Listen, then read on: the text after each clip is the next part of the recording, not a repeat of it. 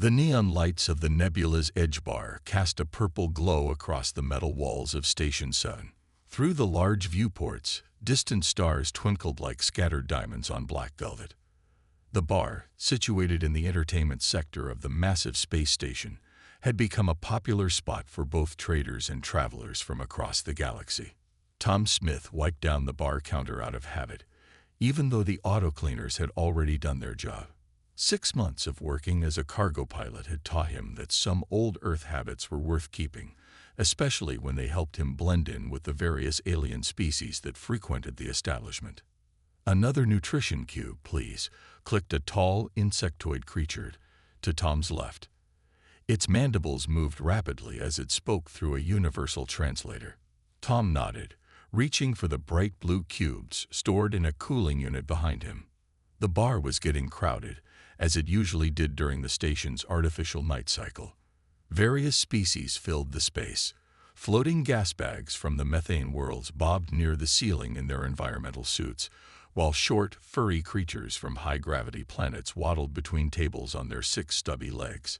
In one corner, a group of bioluminescent jellies pulsed in conversation, their colors shifting with each thought they shared. Tom couldn't help but notice how other species kept their distance from him. Humans had a reputation in the galaxy. They were known as Death Worlders, creatures from a planet so hostile that most alien species couldn't survive there for more than a few minutes. Earth's high gravity, potent bacteria, and extreme temperature variations had shaped humans into what the galactic community saw as surprisingly durable beings. "Hey, Tom," called out Bill, the bar owner. Bill wasn't his real name.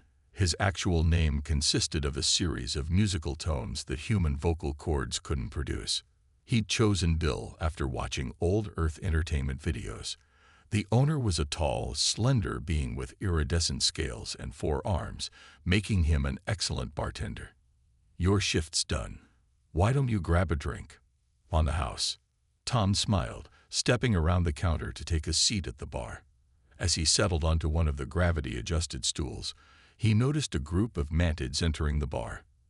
They stood nearly 7 feet tall, their chitinous exoskeletons gleaming under the purple lights. Unlike the friendly insectoid he'd served earlier, mantids had a reputation for being aggressive, especially when consuming fermented nectar from their home world. The atmosphere in the bar shifted subtly. Several smaller species moved away from the entrance, and even the floating gas bags drifted to the far side of the room. Tom watched as the mantids claimed a large table, their compound eyes scanning the room with what he'd learned to recognize as arrogance. "They're early today," Bill commented quietly, his scales shifting to a worried shade of blue-green. "Usually don't see them until the late cycle." Tom nodded, taking a sip of his synthesized beer. It wasn't quite like the real thing from Earth, but it was close enough. He'd learned to appreciate these small compromises that came with space life. A small group of moth people, Tom couldn't remember their species' proper name, fluttered nervously past the mantids' table. They were beautiful creatures, with delicate wings that seemed to shimmer with every color imaginable. One of the mantids reached out suddenly, its sharp foreleg catching the light. Tom tensed slightly, his muscles responding to years of instinct honed on Earth. He didn't want trouble. Trouble was bad for business, bad for human-alien relations, and generally bad for everyone involved. But he'd broken up enough bar fights back home to recognize the signs of one brewing. The moth people quickened their pace, their wings vibrating in what Tom recognized as fear. The mantids watched them go, mandibles clicking in what the universal translators interpreted as laughter. For now, it seemed, things would stay peaceful. But Tom knew better than to relax completely. 6 months in space had taught him that the galaxy was a lot like Earth in one important way. When it came to bars, trouble never announced itself. It just walked in and waited for the right moment to start. Tom's peaceful moment at the bar didn't last long. The mantids had finished their first round of fermented nectar, and their clicking sounds grew louder. He watched as one of them, larger than the others, knocked over a chair with its leg, causing a sharp screech against the metal floor. "More nectar," the lead mantid demanded, its universal translator making the words sound harsh and metallic. Bill hurried over with a fresh container, his scales now showing a distinct pattern of worried green spots. At the far end of the bar, Tom spotted his friend Mike entering. Another human cargo pilot, Mike had been hauling ore from the asteroid belts for the past 3 years. He was shorter than Tom, but had the solid build typical of humans who worked in high-gravity environments. Mike noticed the tension in the room immediately and made his way to Tom's side. "Looks like a fun night," Mike whispered, ordering a synthetic coffee. Like most human pilots, he preferred to stay sharp even during downtime. Those mantids seem extra friendly today. The moth people from earlier had retreated to a corner table, their delicate wings now pressed close to their bodies in obvious distress. 2 more groups of aliens had quietly left the bar, while others moved their tables further from the mantids. "Remember that bar back in Detroit?" Tom asked quietly, his eyes never leaving the mantid table. "The one where we used to work security?" Mike nodded, understanding what Tom was thinking. Back on Earth, they'd learned to spot trouble before it started. The way the mantids were moving, the growing volume of their clicks and scratches, the deliberate way they were claiming more space, it all followed a pattern they'd seen countless times before. Suddenly, one of the mantids stood up, its full height forcing it to duck under the ceiling lights. It began walking toward the moth people's table, swaying slightly from the effects of the nectar. "Look at these pretty little things," the mantid's translator crackled. "So delicate. So breakable." It reached out with one of its forelegs, the sharp edge gleaming under the bar's lights. The other bar patrons turned away, following the unwritten galactic rule of non-intervention. Violence between species was considered a diplomatic incident waiting to happen, and most preferred to pretend they didn't see anything. But Tom and Mike exchanged a quick glance. They'd both seen the security footage that played on loop in the station's arrival hall. Respect all species. Maintain peace. Report incidents to station security. The problem was, station security was usually at least 10 minutes away. One of the moth people spoke up, their translator turning their musical language into soft, pleading words. "Please, we mean no offense. We will leave." "Leave?" The mantid's translator crackled with artificial laughter. "But we're just starting to have fun." It knocked over the moth people's drinks, sending colorful liquid cascading across the table. Tom felt his muscles tensing, remembering his training. On Earth, this would be the moment when security would step in. But here, in space, things were different. Humans were still new to the galactic community, still trying to prove they could play nice with other species. Mike had already moved casually toward the emergency exit, positioning himself where he could help civilians if things got ugly. Tom noticed how his friend kept his hands visible and relaxed. Another lesson from Earth. Looking non-threatening was just as important as being ready for trouble. Bill's scales had turned almost completely white, a sign of extreme distress. The bar owner's forearms moved frantically as he tried to decide whether to call station security. But Tom knew that by the time help arrived, things would already be either resolved or much, much worse. The mantid reached for one of the moth people's wings. And that's when everything changed. Time seemed to slow down as the mantid's sharp foreleg moved toward the moth person's wing. In that split second, several things happened at once. A glass of bright blue liquid sailed through the air, aimed at the mantid's head. Without thinking, Tom's hand shot up and caught it, a move that drew gasps from several nearby aliens. Human reaction speed wasn't well known in the galaxy yet. "Oops," Tom said calmly, setting the glass down on a nearby table. "Looks like someone dropped this." The mantid turned, its compound eyes focusing on Tom. The universal translator crackled with a sound that might have been surprise or anger. It was hard to tell with insects. "The Deathworlder wants to play." The mantid's translator spat out. Its fellow mantids rose from their table, forming a semicircle of gleaming exoskeletons and sharp limbs. Tom stood up slowly, keeping his movements steady. He was careful not to bare his teeth, He'd learned that a human smile could frighten some species. "Nobody wants to play," he said. "But that wing looks expensive to fix, and I don't think these folks are carrying that kind of insurance." The bar had gone completely quiet. Even the floating gas bags had stopped their usual gentle botting. Several aliens had pulled out recording devices. Humans were still new enough in space that any interaction with them was considered worth documenting. The lead mantid took a step toward Tom. It stood nearly 2 feet taller than him, its kitten armor gleaming. "Your species is still new here, Deathworlder. You don't understand galactic politics. When stronger species want to have fun, weaker ones." It reached for the muff person again. This time, Tom didn't catch anything. Instead, he knocked over a nearby table. The loud crash made everyone jump, except Mike, who used the distraction to quickly usher the muff people toward the emergency exit.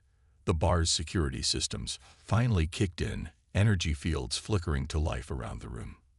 They were designed to dampen aggressive movements, but they had been calibrated for standard galactic species. Humans, it turned out, were anything but standard. "Last chance," Tom said, his voice carrying across the now silent bar. "You can walk away. Get some coffee. Sleep it off." The mantid's response was to swing one of its blade-like forelegs at Tom's head. To the watching aliens, what happened next seemed impossible. Tom didn't dodge backward, as most species would. Instead, he stepped forward, inside the mantid's reach. Basic Earth bar security training. Get inside the reach of a longer opponent. The move surprised the mantid so much that it stumbled, its exoskeleton scratching against the metal floor. "Did you see that?" one alien whispered to another. The human moved toward danger. More mantids joined their leader, their clicks and scratches filling the air with angry sounds. The security fields sparked uselessly as the insects moved through them, their natural electromagnetic fields disrupting the technology.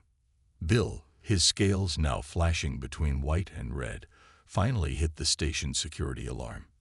10 minutes, he announced to Tom. "Security will be here in 10 minutes. Tom nodded, doing quick math in his head. 5 angry mantids. 10 minutes until help arrived. 150 years of human bar fight experience to draw from. Mike had positioned himself near the door, continuing to help smaller aliens escape the coming storm. He caught Tom's eye and nodded, a gesture that went back to their security days on Earth. They had a plan, or at least as much of a plan as anyone ever had in these situations. The lead mantid rose to its full height, its fellow insects spreading out in what they probably thought was an intimidating pattern. To Tom, it looked like a standard surrounded the human situation, the kind of thing bar security courses covered in week 1. "Okay," Tom said quietly, more to himself than anyone else.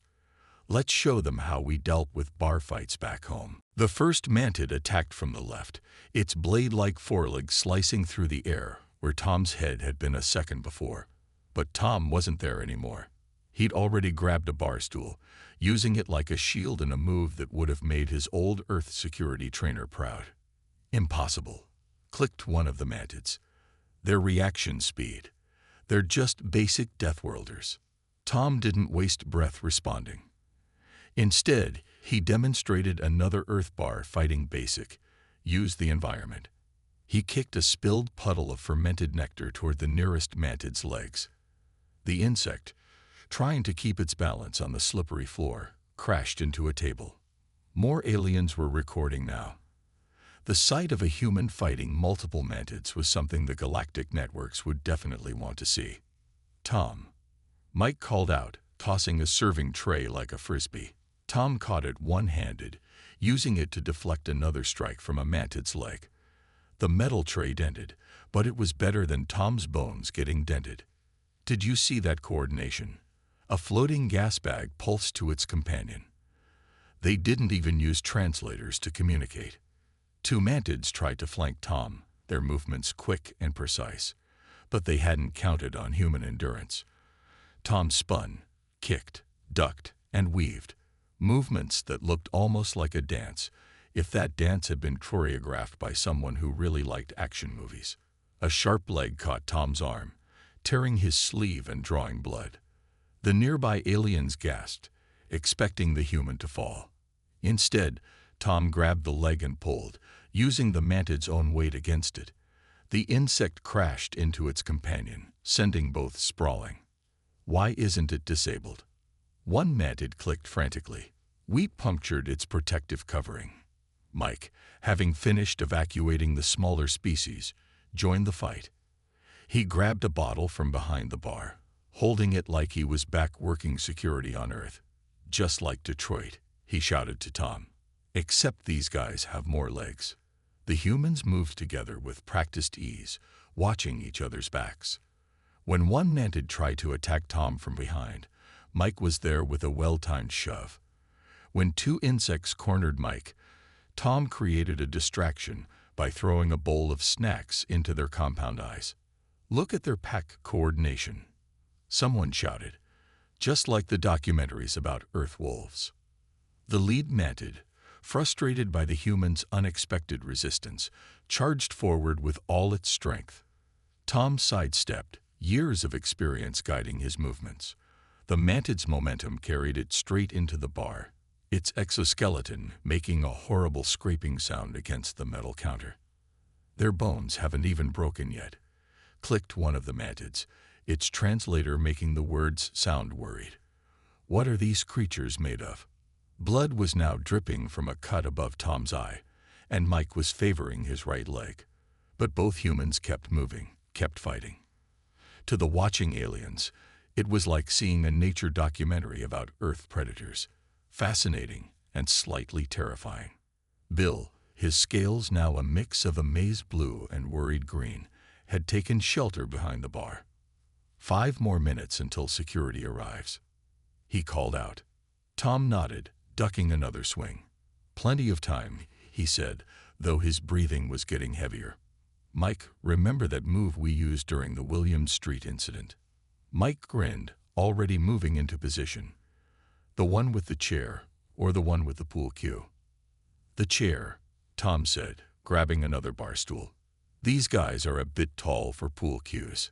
The remaining mantids regrouped, their compound eyes reflecting the bar's purple lights.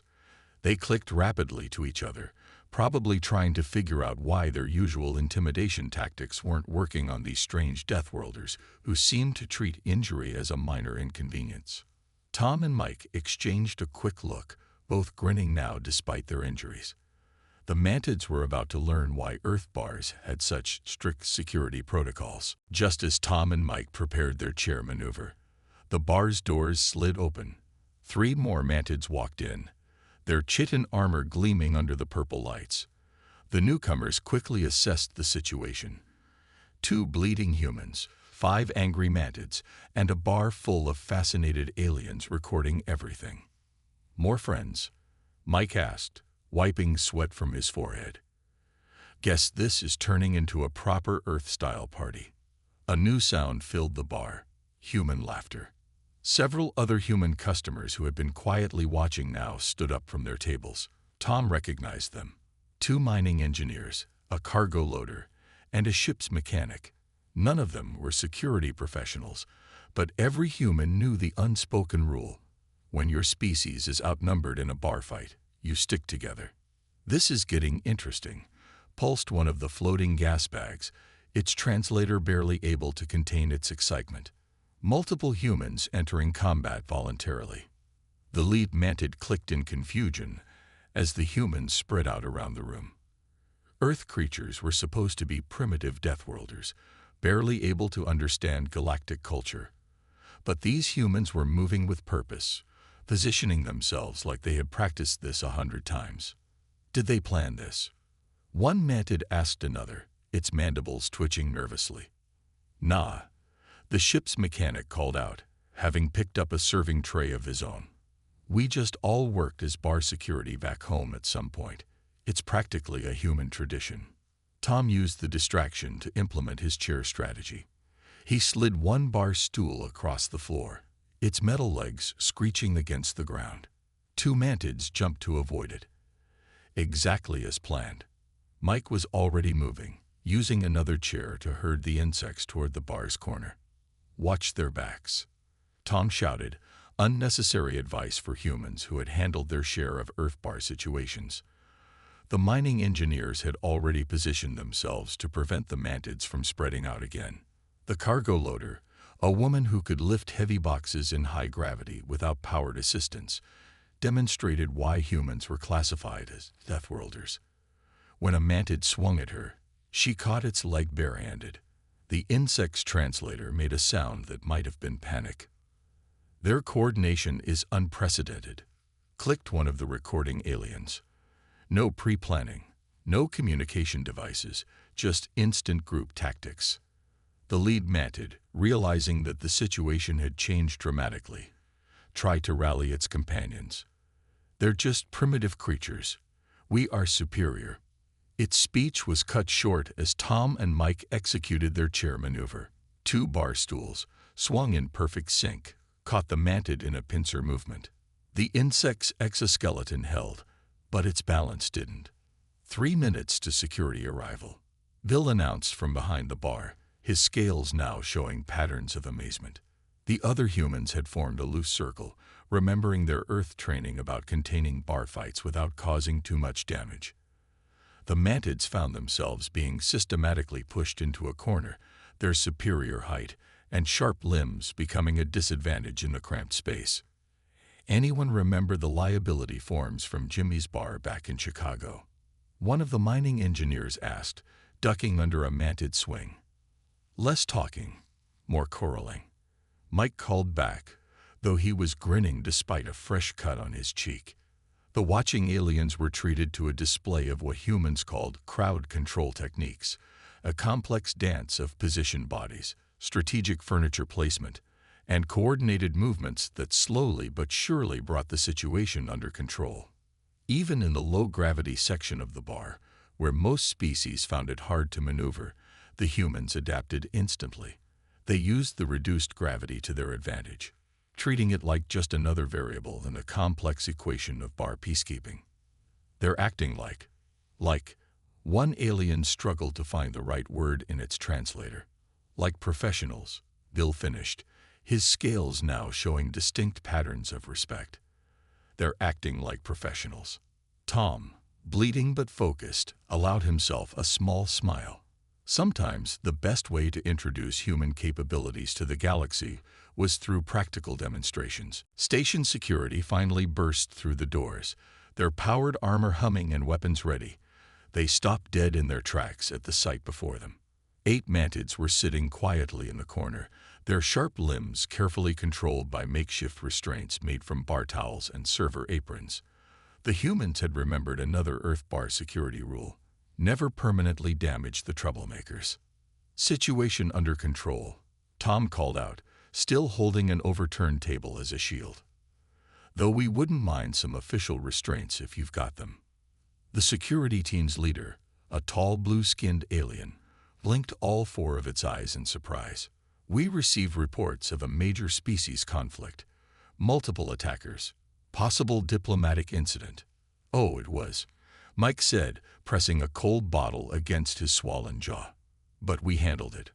Earth style." The medical team that had arrived with security moved forward to check the injuries. They were amazed to find the humans still standing and coherent despite their cuts and bruises. One medic waved a scanner over Tom's bleeding arm. "Fascinating," the medic chirped. "Your pain receptors are active, but you're choosing to ignore them. And your blood has already started clotting." "Standard human stuff," Tom shrugged, then winced slightly. Though some bandages wouldn't hurt. The security footage was already being downloaded and analyzed.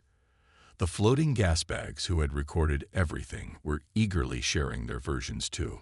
Across the bar, aliens were talking excitedly about what they'd witnessed. "Did you see how they used the furniture? They fought through injuries. No translator needed for coordination. Just like pack hunters from Class 12 worlds." Bill slithered out from behind the bar, his scales now showing a complex pattern of blues and golds, respect and amusement. "In 20 cycles of running this bar," his translator hummed, I've never seen anything like it. You humans, you actually made them sit in a timeout corner." The lead mantid, now officially restrained by security cuffs, clicked its mandibles. "We underestimated them," it admitted through its translator. "The stories about Earth, they weren't exaggerations." The medical team was still fascinated by their human patients. They watched in amazement as Tom helped clean up broken glass, despite having what they classified as significant lacerations. "You should be in medical bay," one medic insisted. "Nah, just need some bandages and maybe a coffee," Tom replied. "Can't leave the place a mess. Bad for business." The security team's leader was reviewing the footage, mandibles twitching in what might have been approval. "No excessive force," it noted. "Minimal property damage. Civilians evacuated safely. Are all humans trained in peacekeeping?" Mike laughed, then grabbed his ribs. "Not exactly. But most of us have worked security at some point. It's kind of a tradition back home." The other humans who had joined the fight were already back at their tables, ordering drinks and sharing stories about similar situations back on Earth. To the watching aliens, this casual attitude toward what they considered a major combat situation was almost as shocking as the fight itself. "Your species," the security leader said slowly, "is full of surprises." Tom finally sat down, accepting a medic's insistence on treating his cuts. "We try to avoid trouble," he said. "But when trouble finds us," he gestured at the now peaceful bar. Bill, already calculating repair costs, had an idea. "Tom," he called out, scales shifting to business mode green. "How would you like a second job? I think my bar could use some Earth-style security." The watching aliens nodded in agreement. Even the rescued moth people, who had returned to retrieve their belongings, fluttered their wings in approval. As the security team led the mantids away, Tom looked around the bar. Some furniture was broken. There were a few chitin scratches on the walls, and he definitely needed stitches. But the civilians were safe, the situation was resolved, and Earth's reputation in the galaxy had just taken an interesting turn. A second job. Tom smiled. "Why not? But first, I really need that coffee." 1 week after the infamous bar fight, the Nebula's Edge had become the most popular drinking spot on Station 7. Aliens from all corners of the galaxy came to see the place where humans had shown their unexpected peacekeeping skills. Tom, now officially employed as the bar's head of security, stood at his usual spot near the entrance. His cuts had healed to thin pink lines, something that still amazed the station's medical team. Next to him, Mike had also joined the security team, trading his cargo pilot job for what he called more interesting work. "Look," a young alien whispered to its parent, pointing with one of its tentacles. "Real human security guards." The bar's layout had changed slightly. Bill had installed what he called Earth-style safety features. Better lighting, strategic furniture placement, and clear paths to the exits. He'd even put up a sign that read, "All species welcome. Troublemakers will be handled Earth-style." The footage has gone viral across 3 sectors, Bill said, his scales showing happy patterns of green and gold. "They're calling it the Great Bar Demonstration." Even the Galactic Council watched it. The most interesting change was in how other species now treated humans. The fearful distance had been replaced by curious respect. Instead of avoiding the Death Worlders, many aliens now approached them with questions. "Is it true that all humans learn fighting in special schools?" asked a floating gas bag. "Not exactly," Tom laughed. "We just call them bars back home." The mantids hadn't caused any more trouble. In fact, their species had issued a formal apology, along with an interesting request. They wanted to learn human peacekeeping techniques. The galaxy was beginning to realize that humans weren't just strong. They were experienced at handling trouble without causing unnecessary harm. Another delegation coming in, Mike noted, watching a group of official-looking aliens enter the bar. Since the incident, various species had been sending representatives to study human behavior. Some were military observers, others were cultural researchers, and a few were just curious diplomats. The moth people had become regular customers, feeling safer with human security present. They'd even started teaching Tom and Mike their language, though human vocal cords couldn't quite manage the higher notes. "You've changed how the galaxy sees humans," a member of the station's council told Tom during an official visit. "Before, they thought you were just strong creatures from a harsh world. Now they see you as protectors." Bill's business was booming. He'd had to hire more staff to handle the crowds, including several humans who'd apply after hearing about the incident.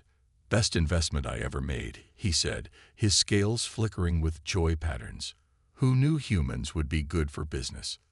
The security footage had spawned hundreds of analysis videos across the Galactic network. Alien military experts studied the humans' coordination. Cultural scientists wrote papers about human pack-bonding behaviors. There was even a popular entertainment show that recreated the scene using computer graphics. "They still don't quite get it," Tom said to Mike as they watched another group of curious aliens enter the bar. "They think we're some kind of highly trained warriors." "Should we tell them it's just years of breaking up fights at college bars?" Mike grinned. "Nah," Tom replied, checking the exits out of habit. "Let them keep guessing." The station had updated its security protocols, incorporating what they now called human crowd management techniques. Other stations had started hiring human security consultants. Even the Galactic Council was discussing adding human peacekeepers to their emergency response teams. As the artificial night cycle began, Tom looked around the busy bar. Aliens of all species mingled peacefully, sharing drinks and stories. The floating gas bags bobbed near the ceiling. The moth people fluttered between tables, and even a few mantids sat quietly in a corner, noticeably more polite than before. "You know what's funny?" Mike said, watching the peaceful scene. "All this started because we did what any human would do, stopped some bullies from ruining everyone's night out." Tom nodded, smiling as he noticed a small alien child waving at him with all 6 arms. Sometimes, he thought, the best way to make friends in the galaxy was just to be yourself, even if yourself happened to be a battle-hardened Earth bartender. "Just another night at the bar," he said. "Earth style."